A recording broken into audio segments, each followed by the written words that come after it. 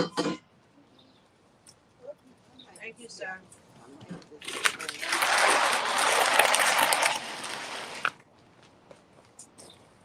Okay, we're live. All right. How's everybody? All right. We found ourselves a nice cool spot at the Winans Street Greenhouse and Garden. I just passed out the pamphlet.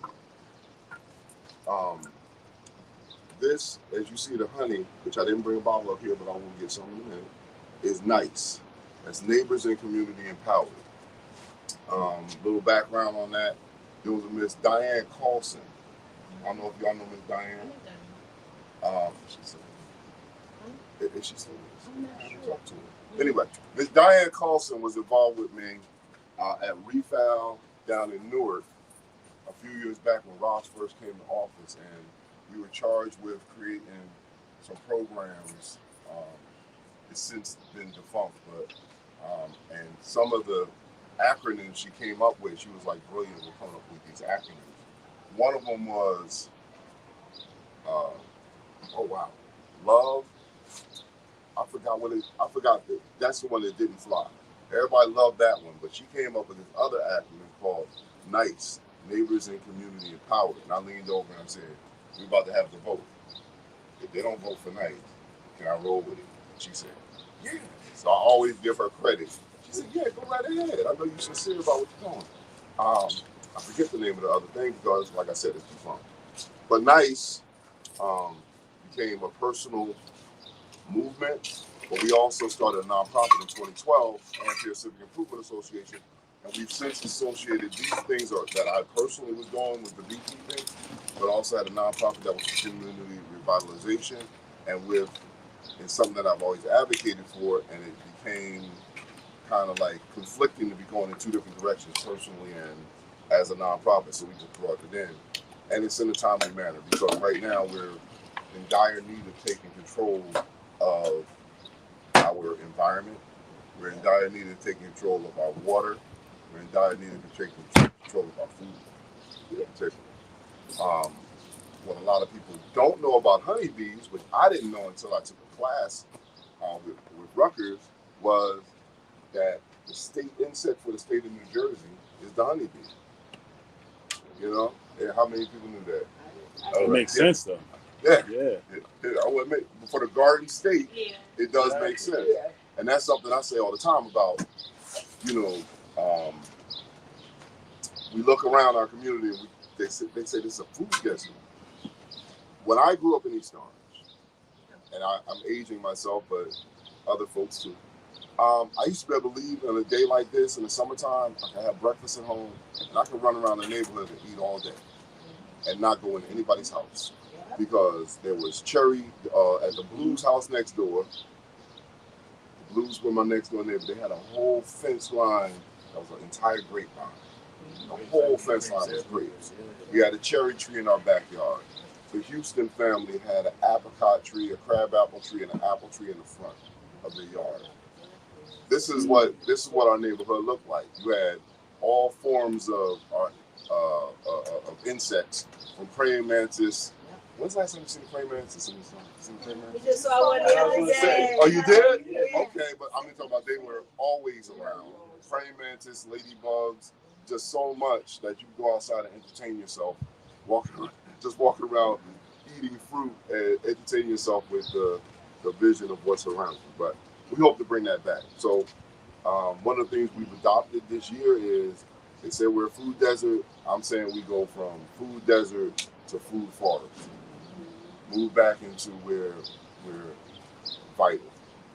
So what we advocate with at NICE is things that are sustainable for ourselves as well as the bee. Because okay, since the bee, that's the official insect, is it protected? Oh, honeybees are definitely protected. You're not supposed to. Yeah, people who threaten to kill a bee and all that stuff, no, they call the authorities. They should not be killing bees. You should be calling if you see a swarm. Just like I was involved in getting 3 swarms this year, and the guy who put the water line in here, who helped us out with the water, Odell, and his his lodge to help down here. But Odell, he called me up, and there was a hive in his yard, in his neighbor's yard. And then later on that day, it was like 3 of them. It was a hive, a swarm that was in the next yard, and they called us up so we could come collect it. That honestly, after 10 years of beekeeping, that was my first swarm. Wow. Luckily, I had Kelly Perrier, who's you know Kelly. Yeah. Kelly's great. She's a beekeeper as well, and we just met this year. And she really showed me some things. But so, another question. I'm sorry. Yeah, I didn't want to interrupt, but so when you get these swarms, do you like leave them to this hive, or do you do it then? Well, I'm going to show you a swarm box. We put them in a nuke or a box. You can trap them in a box and then bring them and create a new colony out of them. So basically, swarms are free bees. Oh, okay. You know, whereas you would pay $150 to $200 for some bees, like a nuke of bees, which you just got the other day. It's like $205, right? But a package of bees, which is just a bunch of bees, some syrup, and a queen in a container, it's all like $150 for that. But the best way to get a new colony is outside. But not only that, when that overwinters next year, as they grow, you can split out and start a new colony from that colony. Oh. And we're gonna get into that stuff. So, bees. Any other questions? All right. I was saying there'll be more questions, but a lot of people don't know we were having a discussion earlier. Until I took a course at Rutgers, I was stung in Washington, D.C. in my ear when I was like 8 years old. I said, the bee stung me, a bee stung me, a bee stung me. And then I went and took this class, and I'm looking up, and it was like, bees are not bees. And I was like, oh, bee didn't sting me. Most people blame the honeybee on what wasps and yellow jackets are doing. You know what I mean? Like, that's it. Bees, if you go out to these plants around here and look, they'll be right there. You can go walk over there, look at them. And for the most, they're not concerned with you. They're out pollinating. They're going to do what they're going to do. When you're in danger is when you're standing in front of their home, when you disrupt where they live. Now there's a problem. You might get stung. After they get agitated, if you're nearby, you're in jeopardy as well. That's how she found out last week. Yeah. Quick hits though. They didn't. But I did all the wrong things. I swatted. I had that knee-jerk reaction. The one buzzed me, and I was like, oh, you know. I'm running doing this because I knew they were coming. You know how you know I've been stung before. So it was like I had to just say, all right. But you know what? Now I thought about too is that we were early on in the garden, and 2 people decided to put a door in there. I didn't realize that the bees would react in that way. And it was funny about them because what was happening was that I'm like standing there coming, like hit me in my face. I mean, they weren't stinging me or anything. But it's like, come over here and do something. I don't know if they caught that, but I wanted to reiterate what's it. Bees don't like cowhide. They don't like cows too much. They'll be hitting on the cow. So cow manure disrupted the garden for quite a few days until it settled into the soil. That's what Miss Shahida was talking. Yup. If you want to find out if you got a real agitated hive, you should piece of cowhide and put it near the hive. And the agitated one, the hive that's most agitated is the one that's going to go at it. That's what I'm saying. So let's talk about the makeup of the hive. And I always joke that when we talk about the makeup of the hive, women are going to start rethinking calling themselves a queen bee. Thank you. Okay, you're going to rethink that. You might rethink that after hearing what really goes down with bees. All right? So, in a hive, 95% of the hive is female. 95% female, 5% male. There's normally only one queen. There are times where you have 2 queens coexisting, laying eggs in there and not really at war with each other. What people would say there's only one queen in the hive is because when we go looking for a queen, once we find our queen, we don't go looking for another one. But sometimes they're in there. Sometimes there are multiple queens in a hive pre-swarm. Before a hive swarms off, it creates different queens because when it swarms, it's all about the survival of the lineage. Um, Another community lesson for a hive is, for the bee colony, is that bees do everything for the future.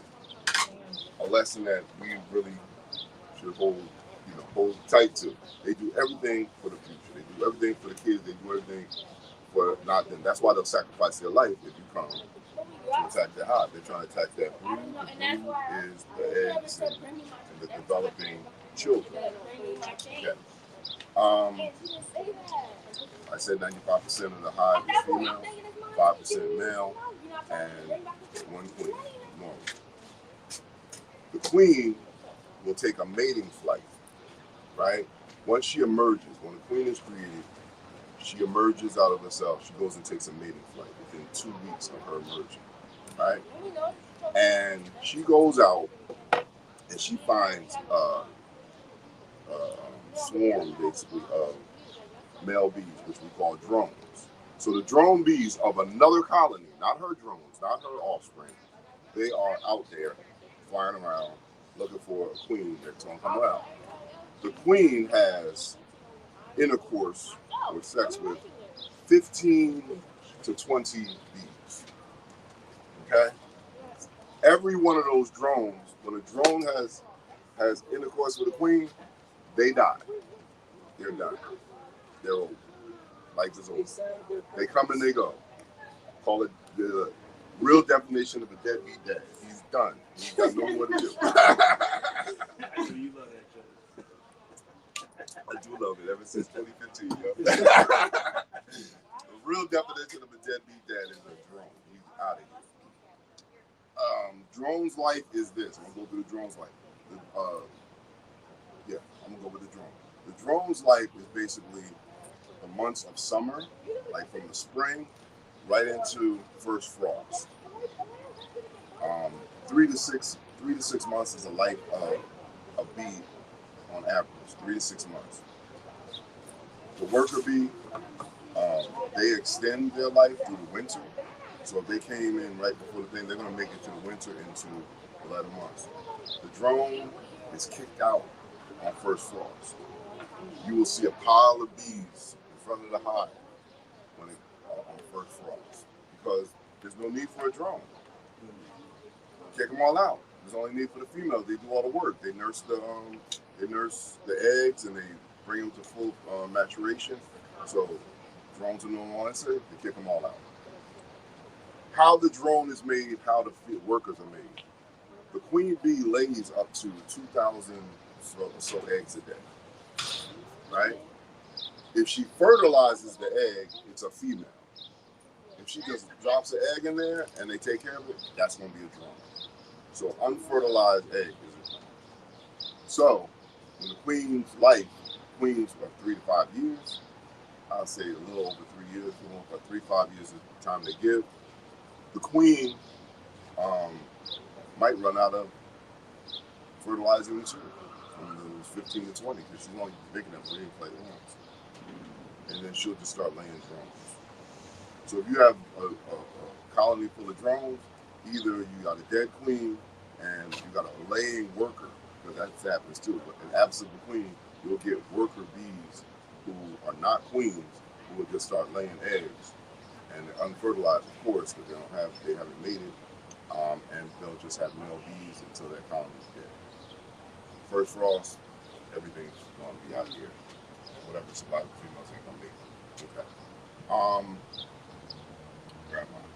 So much to. All right. So, what we're gonna see. Who's going into the hive today? 1. You say going in. 2. 3, 4. Yeah, everybody seems to have on shorts. I have on shorts. You're gonna bring that box that you talked about when you packed with the swarm? I'm gonna bring a swarm box over, and I'm gonna bring a frame over. I was thinking we'll see most of the stuff in the sun. It's hot out here, and I understand that, but we're gonna take a look at it. You and I got. Well, you got the sleeves off. You know what I'll do? You put the veil on. And look, on camera, at your own risk, you'll step back near the greenhouse. I'll walk a frame out so you can take a look at it.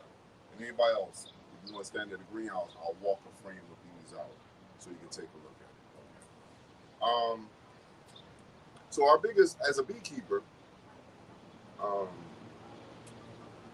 our biggest opponent right now is varroa mites. Varroa mites came into the beekeeping, from what I understand, was very easy some years ago, into the 80s, because you might have had to worry about small hive beetle, but other than that, put the bees in the box, fed them during the dearth. They went out and got the honey, came back, they overwintered, they're fine. But someone, how the story goes, wanted to have a variety of Japanese bees. So they brought some Japanese bees. With the Japanese bees came varroa mites. The Japanese bees have been building up, tolerance to them and methodologies to, take care of them. They even got some bees that are parts that they actually crack mites. They break, they snap the mites. But we got Italians, your Russian bees. These bees aren't built like that. So the varroa mite is like a tick. It attaches to the body of a bee. It's actually developed with the bee. They lay the egg on the larva and it emerges with the bee. And it's always taken from the bee. So in the winter months, when it's time to make it through the winter, in the hive, they're not able to do what they need to do. And I don't know if y'all knew that. In the boxes we're about to show you, the bees are in there, and in trees, and the feral hives are out here, and in trees and so forth. They're in there, and they're maintaining a core temperature because they ball up, and they maintain a core temperature of like 90 degrees. And how they do that is just by their movement. Now you imagine if you had a tick on you, or something that was a parasite on you, sucking on you all the time, they can't be at full energy to maintain that warmth and so forth. So they die a few different ways because of bacteria or so forth. So is it possible to introduce new bees to teach them how to like the mite soul? Yes. Say it one more time? Say it one more time. I was asking, is it possible to introduce other bees that can teach, I guess, the Italian and Russian bees how to Okay. I'm going to say yes. Because what happens is, whatever queen, like right now, if my queen dies, I can go get a queen that is another type of queen that has that genetics, have those genetics that snap, and every egg she lays from now on is going to be in her lineage, and they're going to have that same effect.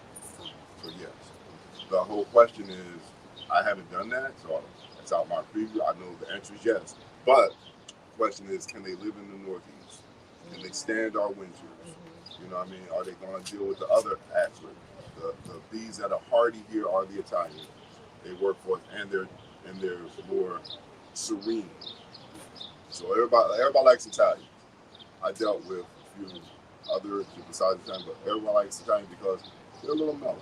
They're not as aggressive as you got some other bees that are really aggressive. When I first started, now you'll see people on YouTube. I applaud all those people that walk around like this. Because when I first started beekeeping, there was the state apiarist, his name was Mr. Schuler, right? And dude taught the bee class just like this. And he opened up the hive, popped the smoke in there, and sat there just like this. And people are getting stung right there. And he's sitting there like, and he's not getting stung. And I'm like, okay, that's how you do it. So I'm standing there, I grab a frame. When he has a frame over, I grab the frame, and I'm dressed like a normal person. So when I get my first hives at my sister's house, we're back there, and I'm like, okay, installing the hive. Short, not all dressed up, doing my thing. But what I do, I'm doing the installation of a hive. I shake the box in. They weren't doing that. He wasn't doing that. And as I said, bam, on my neck. got him. I hit it with some smoke, and that was the only sting I got right there. I kept on being relaxed. And then I went to go harness some honey. I did put a jacket on for that. I went to harvest some honey later on. Again, relaxed. And when I got stung in my hands, they turned into a bunch of sausages. It was like I was shooting drugs up. My hand was so fat. I get stung in the stomach, it's just a little red mark. I stung in the neck, little red mark. Stung in the hand, it's Will Smith in that thing. And the same thing, I got stung in the lip. I got that video somewhere. It's funny. I'm like, I had to go to a food pantry afterwards. I'm like, talking like a Cosby kid. But okay. So varroa mites are a big thing. So we treat for varroa mites. That's one of the things you want to do. And the other part of management of the hive is the growth of the hive, making sure that there's enough space that hive doesn't overpopulate and tend to swarm off. I said we just covering basics. So I got a question about the swarm and growing too big, because like I got the one hive. We have the other section, which will give us some space when they grow, but then do they keep growing? Do I need to get another box? Should I be ready for it to be like 3, 4, 5 levels? Where I like to honestly, all my plants in my house, I like to keep them small. Right. I don't need something too big. I'm not the big time guy, right? But I want to be able to control it. So how do I go from what I have and maintain that? Okay. Right now, what you have is a swarm box. It came out of a nuke. There was only 5. There was 5 frames, and then we built and we took his box and put it in a 10-frame brood box. So there's 5 frames where the bees have frames on the inside, just so you all know. Yeah. So you have a box and you have frames that sit inside. I should have brought one over. Like I said, I thought I was doing all that stuff. Matter of fact, if there's one in the what's called the league. Oh, I can. Do you want to do it over there? Do you want to do it over here? No. I think we'll stay over here in the shade and not go to the greenhouse until it's time to go inside the hive. But I think, she put the bee stuff in there. It might be one right in the greenhouse. She put it in the greenhouse, though. Okay. Oh, and I'm going to wait to answer your question, because your question is, Anyway. Okay. So, so we covered so far the makeup of the hive. What percentage of the hive is female? 95. Okay. And what percent is male? Okay. And how many queens? One. Usually. Yeah, it could be 3, 4, pre-swarm. There we go. Beautiful. Question about that. So,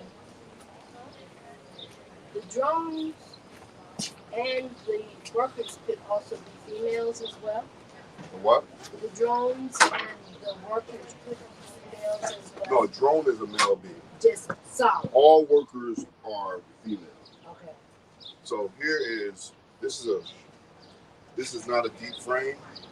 The frame we're talking about for the brood box. The brood box, again, anybody remember what the brood is? The brood is the chamber in which she lays eggs and all the stages of bee life.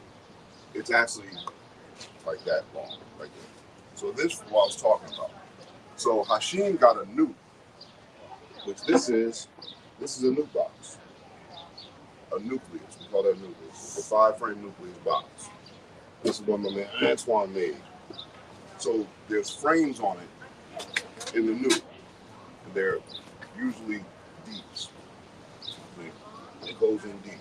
So the honeybee, this has a light coating of wax. The bees lay, and you can see the geometry is crazy. They make a perfect little cells all through here, and they draw it out in wax.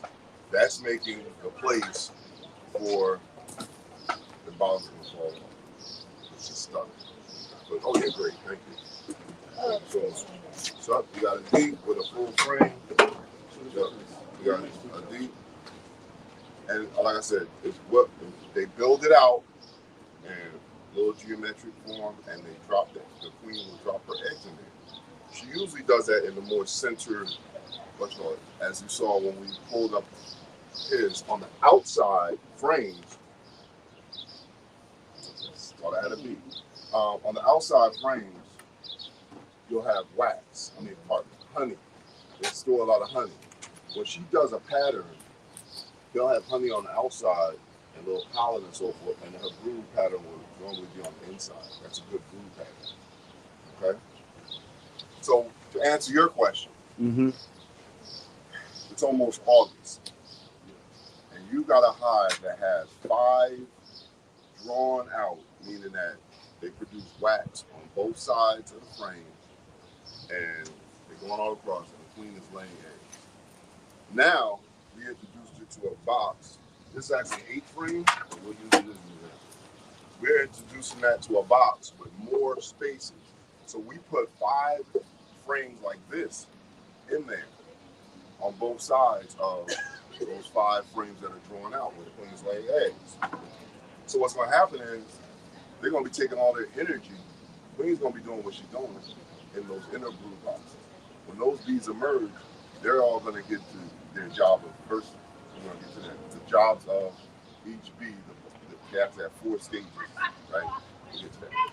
Those, they're going to emerge by the time they get to being nurse bees. They're building out these 5 frames. That's going to take a while. So now they're building out these 5 frames, and then when they build out those 5 frames, or we get them at almost 50% of that, now we might introduce that honey super that you have, the shallow. That's like this, a medium. We got you a medium, and now there's a smaller one too. Yeah, it's a smaller one, but we've got a medium. So now we're going to take that medium 10 frame and put it on top of the brood box. In between, we're going to put a queen excluder. So the queen can't go. All the other bees can pass through, but she's the biggest one in there. She's not going to be able to pass through and go into the honey super. So what happens is all those bees start building out those frames in these mediums, same material. They start building them out, actually like yellow over blackbirds. They start building out that material, and they start storing honey up here. That's the stuff we collect. To answer your question, all things being equal, what's going to happen at least this summer, this season is you're going to get that 10 drawn out. You're going to get some built up into your honey super built out, and then we're going to be into the change of season. If not, then we might have to add a box, but I can't really see that just with how timing goes and everything. It's a lot of work. Drawing out the comb for 10 medium frame, 5 big frames, and then fill it, queen moving about, doing her thing. Nah. But next season, your management is this. You said you like to keep things small. Like, I'm a double brood person. Always did double brood. At Westside High School and one hive on the Urban League, now I'm doing single brood. Thank you, Kelly. Kelly Perrier, like I said, beekeeper that I just met this year. Really great. I like her energy. I like her knowledge level. Really good. Right here in the city of East Orange as well. She does single brood boxes. I said, let me try this. The whole thing about it is, as I said, beekeeping is beekeeping. And I think that's why I stuck with the double brood box. Because you want to be on a 7 to 10 day time frame of going into your hive and looking into your hive. You have to keep the bees. There's beekeepers and what I call bee havers. Bee havers usually have to go get a new hive. No, I'm not going to let you be a bee haver system. Bee havers got to go back every year and buy themselves, start over again, because they let the bees die and you get through the winter and all kinds of stuff. The varroa mite killed them. The mice ran up there, had a field day. Hive beetles went up and made a mess inside there, and it smells putrid. That's what happens when you let things that are parasitical on bees go run amok in there. They start running trails, and they having fights with the bees, and then the smell of the bee and the honey fermenting because of the stuff they left behind, and the bees die, it stinks, and you got to throw all the material away. It's expensive to be a bee haver. It's expensive to be a bee haver. So being a beekeeper is, I'm going to tend to my hive, I'm going to pay attention to them. Just like people come out and give their energy to their plants, and talk to their plants, I'm going to give your energy to your bees. Stages. That's what I want to say. The bee's life is very, very organized. When a bee first emerges, he becomes a cleaner. He starts cleaning up. He just came out. He got a job. He comes out. He starts cleaning. Right. The next stage of life is a nurse bee. Now that same bee that was cleaning is now going to go and be getting the food and nourishing the eggs. If there was the absence of a queen, which we're going to get to that, I'll just parlay right into that right now. If the queen died for some reason and she just laid the egg, they're going to sense there's no queen. They're going to make a queen out of one of the fertilized eggs. How they do that is by feeding it additional days of royal jelly, putting it and moving it into a cell that's a queen cell that's going to form for its larger size. So they'll create it, feed it royal jelly for a couple extra days, and a bee is formed in 19 days. 19 days. Yeah. Go ahead. Royal jelly. Part of what they're making, they're making propolis. They got pollen. They got royal jelly. Everybody gets royal jelly. It's in there. It's like a particular nectar, like that. Everybody gets it, but when you're a queen, when they're gonna make a queen, they give her more. And it's like an amino acid, basically. It's like a great amino acid because you got to be bigger than everybody else. You fertilize, you're gonna be a big queen out there. Yeah. It's no joke. So these nurse bees, they don't have like husbands or anything? Huh? It's just the it's only the queen. The queen got to tell her stories about what happened with their 15 to 20. I'm sorry. That's all. The satisfaction. They like again in nature. We're the only animals or the only beings that have a choice. That have a choice to be discontent with submission. You know what I'm saying? Like we could become discontent with submission and decide to go against it, and then walk over here and have a whole society that is totally outside of what your natural order was supposed to be, and we'll argue it. It's like when I was a smoker. I'm saying they're smoking, and you say, man, you should stop that smoking. Well, you gotta die from something, nigga. You gotta die from something. And I'll argue with you about what's totally unnatural, and like I got a right to sit here. Well, walk over there if you don't want to smoke. But anyway, yeah. So they fall in line, do what they do. But look, you talk about other. Okay, I'm gonna get to this. It's Esther, right? Okay, Esther. She said, "Now look, them females over here, well, the brother gets sex, he died." He got the worst sex. He got the worst one. He lived the shortest. Right? He don't even get to see his offspring come into life. He get to see your brothers. The females get to see their brothers and sisters come to life, help nourish them and nurture them along. The male bee go out there, have a flight, get with one queen from outside, and it's done. Done. It's over. She weighing out like, which one do I wear? I don't know about that. No.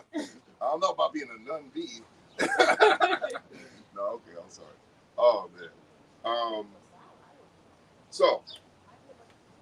Stages. So you got a cleaning bee, and then you become a nurse bee, and then you become a guard bee when you're guarding, okay? And then you become a forager. The foragers go out and fly 2 to 3 miles diameter in the area. So that's the food. So that's the food source. And what was it? Cleaner, nurse, guard, forager.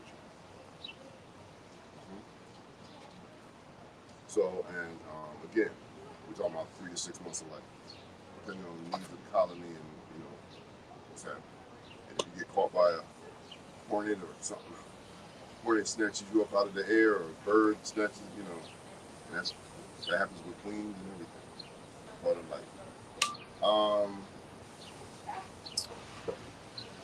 Let me see. Any other questions? Because it's a whole lot to talk about, but we want to stick to the basics. I want to stick to the basics. I think that we kind of covered it. That was excellent. Thank you. I learned more about these today than I ever knew. Then there's more, but we want to keep it a basic. We want to keep it basic so we don't go into overload. Because again, I'm learning. Like I said, I met Kelly, and as a beekeeper, my thing was I went. What I was advised to do. There's a lot of YouTube beekeeping. When I say that, I mean there are people who learn how to beekeep off of YouTube. That's a confusing world to learn. For gardening too. For gardening. For gardening as well. Because there's so much information. And a lot of it's inconsistent. Right. It's inconsistent because you know why? You have to be a scientist. I went to Rutgers and I got their basics, and being quite honestly, I honestly didn't want to talk to beekeepers. I would have a conversation like, the reason being is because people start telling you what you should do. And the whole thing is I'm going to stick with what Rutgers told me, right? And I'll vary off a little bit from that and do some experimentation. I know a little bit about some oils and a little bit about this. I'll try that. But the reason being, now I'm ready, 10 years, and now I have conversations. Because all I wanted to do was keep the bees alive over the winter. And the thing about my method was this. When I went, my percentage of survival over winters has been really great. And when I met and talked to other beekeepers, like when we go get supplies and stuff like that, he was like, yeah, how many hives you lost? I was like, none. He was like, whoa, people are like 50%. Like 1 year, I'm like, none. I lost one. And they're like, wow, you're really lucky. No, I don't think it's luck. I don't think it's luck. I think it was the fact that I stayed the course. And the course is, you live in New Jersey. And Kelly really pointed it out to me. If you go and look at all them, I just didn't do it. But what it is that you're looking at a beekeeper who might be very knowledgeable in Wisconsin, in Florida, in Indiana, in Florida, in Georgia, with all types of different weather patterns, different insects, different. Bees are the same, but got a different thing. You ain't got to overwinter your bees. Your overwintering is not polar vortexes. We had a polar vortex where now that's where we lost a great deal of bees. You know what polar vortex is? It was days. Now you might have went through these days and just didn't think of nothing of it. But when you're as a beekeeper, I'm thinking about what the bees are going through. There were days in December and January where it went up to 55, 60 degrees. And then within hours, it dropped 30 degrees. Guess what those bees were doing? They were flying. When that temperature dropped, wherever they was at, they over. It's over. So me, personally, for Northeast winter, I would prefer a nice, steady 21 degrees. Like, give me 21 all the way through, and it's cold, and they stay in there, and they do what they're doing. Whatever added extra feed, I open up and throw it in there for them. You know, throw a pollen patty, or I put sugar cake inside the top of it, over top of the honey, so they have extra resources. Give me that any day. Polar vortex, I knew what was going to happen, and you saw them. Dead bees outside, it's crazy. All right, we're going to cut this segment. I'm going to stop recording. Thank you, brother. All right, and then we're going to get over to the